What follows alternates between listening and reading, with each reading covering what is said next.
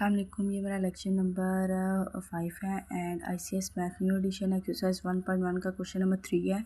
Proof that करें कि z bar is equal to z है if and only if z is real हो। हम फर्स्ट कर लेते हैं कि लेट कर लेते हैं कि z is equal to x plus iota y and x y दोनों ही रियल्स हैं।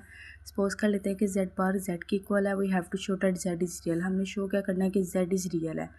तो लेट कर लेते हैं, हमारे पास z की वैल्यू हमेशा होती है एक्स प्लस आयोटा y। अच्छा, अब अगर हमने z बार फाइंड आउट करना है, फॉर एग्जांपल ये एग्जांपल छोटी सी दी है कि अगर हमारे पास z की वैल्यू हो 4 - 3 आयोटा, ठीक है, और z बार हम कैसे फाइंड आउट करेंगे। ये जो आयोटा वाली वैल्यू है ये चेंज हो जाएगी। अगर ये माइनस में है तो ये प्लस में हो जाएगी, अगर ये प्लस में है तो माइनस में कन्वर्ट हो जाएगी। मीन्स आयोटा वाला जो साइन है वो चेंज हो जाता है। अच्छा, हमने फाइंड आउट क्या करना था कि z बार z के इक्वल है। z हमारे पास वैल्यू क्या है, एक्स प्लस आयोटा y। सो z बार, ये z की वैल्यू लगाई और इस पर हमने बार अप्लाई कर दिए, is equal to z means x plus iota y। ये मैंने बोला था कि आप लोगों को ये साइन चेंज हो जाएंगे। So X minus iota y is equal to X minus iota y, sorry X plus iota y। ये एक्स माइनस आयोटा y ये जब इज इक्वल की इस तरफ आएगा तो ये प्लस में तो ये माइनस में चेंज हो जाएगा, और ये प्लस में है तो ये माइनस में चेंज हो जाएगा। ठीक है, अब ये दोनों कैंसिल हो गया, हमारे पास क्या आ गया -2 iota y is equal to 0।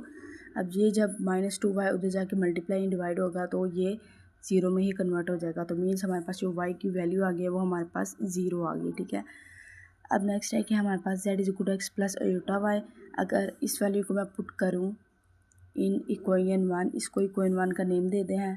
ठीक है, अच्छा, इसको अगर मैं पुट करूँ z is equal to x plus iota y को, तो z is equal to x plus iota y की जगह मैं क्या पुट करूँगी 0 and z is equal to हमारे पास x, तो शो हो गया कि z इज़ रियल है।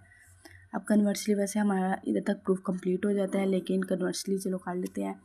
कन्वर्सली z इज़ रियल है, z हमारे पास रियल है जो कि हमने शो कर दिया है। z is equal to x plus 0 iota भी हो गया है। We have to prove that, हमने क्या करना है कि z बार जो किसकी इक्वल है वो z की इक्वल होना चाहिए। तो हमारे पास z की वैल्यू क्या थी, z is equal to x plus iota y।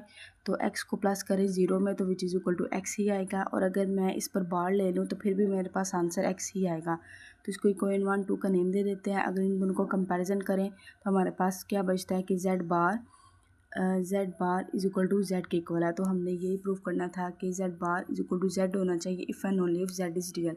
z is real भी हमने शो करवा लिया है and z bar is equal to z भी शो करवा लिया हमने।